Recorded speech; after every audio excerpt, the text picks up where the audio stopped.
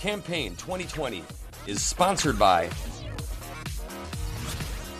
Wisconsin Hospital Association, Quick Trip, Wisconsin Counties Association, Wisconsin Realtors Association, and Wisconsin Operating Engineers Local 139.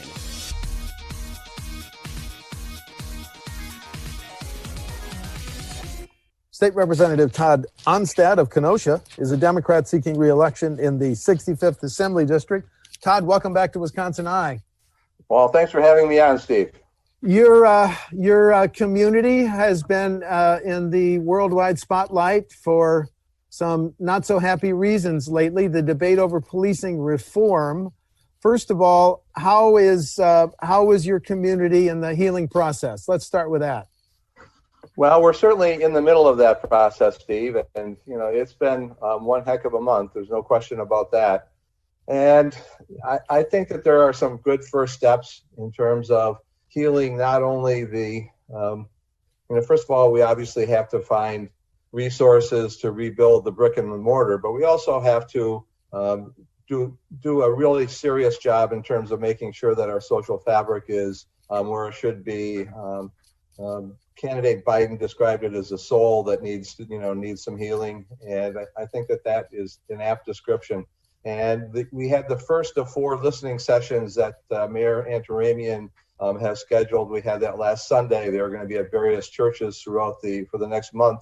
It was well attended, and there was a lot of hard testimony there amongst people from the community. And I look forward to attending the next 3 as well. But we've got a ways to go. There's no question about that. The Speaker's forming a task force. The governor has 9 bills. Senator Van Wanggaard, 7 or 8 bills. The Black Caucus has its own list of changes. Let me ask you this. What specific policing reforms do you think should be enacted? Well, first of all, let me just say that I think that it's really unfortunate that we are not currently in session dealing with these matters. I know that both parties have bills that are out there, and I think that we ideally should be in the process of addressing them now instead of waiting until January. I think that that's really unfortunate. But I think that certainly some standardized training is necessary. I think that there are bills in probably all 3 packets that I would be interested in, but I think the standardized training and undoubtedly increased training as well that is necessary. Okay. Do you want to be a member of the task force, or has that already been decided? Well, I volunteered to be a member of the task force. I don't know if all of those have been selected at this point or not. I know that I have not been chosen at this point. Okay, understand. Let's move on. Yesterday, the governor extended the statewide face mask edict. Do you support his decision to extend the edict until November 21, sir? I certainly do. And I think that it's really unfortunate that the issue of a face mask has become so political in our society. The head of the CDC just last week said that use of a face mask is probably going to be more effective than a vaccine.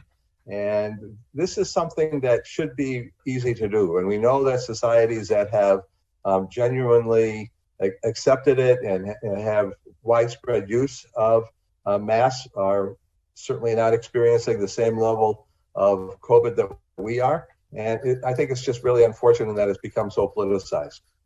If the pandemic results in I'll make up a number, a $1 billion shortfall in state tax collections, I just make up that number.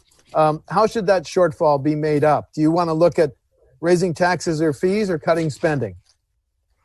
Well, first of all, I'd like to give kudos to my great colleague, Secretary Peter Barca, for aggressively going after some additional revenue, and also to the governor for being proactive in cutting back some of the expenses. And both of these will certainly help us in the long run. I think it's kind of hard to say the way you phrase the question. I think we'll have to take a close look at how much that shortfall is. And I would not take anything off from the table. Even though we are doing relatively okay at this point, I think that all of us are expecting that is short-lived and that we are in for a rough road this fall and into the winter. and certainly into the next budget season. So I wouldn't take anything off from the table. I think that we need to sharpen our pencils and figure out where we can cut, and also get creative in terms of creating new revenue. Hospitals have been on the front line nationally and in Wisconsin treating COVID-19 patients, especially with the tragic recent surge in Wisconsin. Should hospitals be an even greater priority in the next state budget if you're reelected? Well, I was really shocked at not quite so recent, but a few months back, we had the Democratic caucus had a really good, I think, meeting with the virtual meeting, of course, with the Hospital Association. And I was shocked at the amount of money that hospitals have lost through all of this. And certainly the hospitals have been and continue to be, and I'm sure will be into the future, critical in terms of responding to the COVID pandemic. So we obviously need to make sure that our hospitals are as functional and as there for us as possible. So I certainly would not be adverse to taking a quick look to make a very close look at making sure that they are resourced as well as they can be. Representative Bourne and Senator Kappinga about 2 weeks ago dropped a bill in that says if you're an organization that has tried to comply with COVID protocols to protect your patients, customers, employees, you couldn't be sued over COVID. Is that a bill you could vote for? Well, I know that bill has been out there. I'm not so sure that I can say that I would vote for that. I'm certainly not in favor of frivolous lawsuits. But by the same token, I am reluctant to say that if there's bad actors out there, that they should be given a pass on lawsuits. So I would have to take a close look at the language of the bill itself, all of the details. I'm sure the devil's probably in there somewhere, and also pay close attention to the public hearing as it winds its way through the legislative process. But right out of the chute, I'm not real wild about that concept. Now that neighboring Illinois has legalized medical and recreational marijuana, what's your position? Well, actually, if you study my position, I have been a co-author of both legalization of medical and recreational, but I think we have to start one step before that. And I think that we need to look at decriminalization of marijuana. And I think that the most dangerous thing about marijuana, personally, and I know it's been said before, I don't think that I'm the original author of this, what I'm about to say, but I think that the most dangerous thing about marijuana is that people get arrested for it. And that's really a problem, especially in our Black and brown communities, where if a white teenager gets arrested for smoking a joint, he or she might get a phone call to mom and dad. And if a Black or brown teenager gets pulled over and has been smoking a joint, that might be a different action. So I really think that, first of all, we need to decriminalize it. I think it's absolutely absurd that we're paying like up to $40,000 a year to keep people in jail for smoking marijuana. In terms of medical marijuana, I don't think that there is any question at all that the time has come for medical marijuana. It is just absurd that a doctor can prescribe essentially synthetic heroin for pain and for all kinds of other different things, different maladies, and yet the same doctor cannot prescribe medical marijuana, even though he or she may think that it would be actually more beneficial to the patient. In terms of recreational, I don't think that there's been a state in the union that has gone directly to recreational without going to medical first. And I think that you kind of build the infrastructure by starting with medical marijuana. I think that's where we should start, but certainly we should get it decriminalized, hopefully in this session. You support the governor's plan for a People's Maps Commission to draw the next congressional and legislative district lines, don't you? I like the concept. I also like the concept that we have one of our service agencies in the state draw the line. But I think that the People's Commission has a real possibility to give kind of a path forward in terms of that, what the legislature should be looking at as we try to do away, hopefully, with the situation we have, where we are probably one of the most gerrymandered states in the entire country. Two questions on property taxes, which are high in Wisconsin. School districts and local governments have been living with caps and limits on property taxes for more than 20 years to control property taxes on homes. Should those be continued, those caps and property tax limits? Well, I think that we have to, perhaps the caps themselves, but I think that we have to, I think we have to take a look at that. I think that we have to take a look at the entire process of real estate tax on people's homes. I think, first of all, for example, the big box stores really present a problem right now in that we are getting, I think that the price is probably about $100 per household or more in Kenosha right now because property taxes have been shifted away from big box retail stores. And I think that we need to, and we, of course, had enough votes just on people who had signed up to co-sponsor those bills in the legislature, but they weren't brought forward by either the speaker or in the Senate. So I think that that's a good place to start. I think that there's no question it is on everybody's mind. As I talk to constituents, they are worried about being taxed out of their homes, and I think that that's something that we have to take a close look at. Should cities, villages, and towns, should they have different revenue options? I'm referring, of course, to Representative Goyke's bill. If there was a referendum passed, Milwaukee could levy a half-cent sales tax. Is it time to consider giving those local units of government new alternative revenue options? Yes, I'm in favor of Representative Goyke's bill for Milwaukee, and I think it should be expanded to other cities as well. I don't think that there's any question in my mind when I think that the currently Kenosha is paying approximately 72% of its revenue for protective services. And, we are a growing community, so we need even more protective services.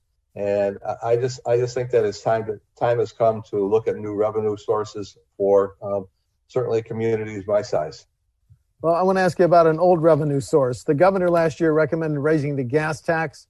It's now 30.9 cents per gallon, hasn't been raised 10 or 12 years. Could you support raising the gas tax in the next budget?